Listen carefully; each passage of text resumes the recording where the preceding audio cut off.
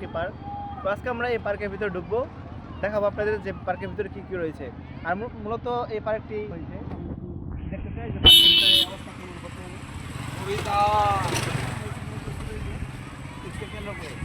আর যেহেতু এখন ইচ্ছে তারপরেও কিন্তু পার্কটি বর্তমানে চলমান।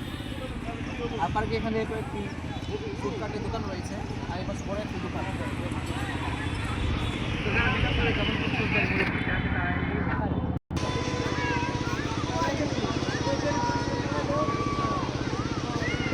বাচ্চাদের খেলা, এটা হচ্ছে বাচ্চাদের খেলা জাম্পিং।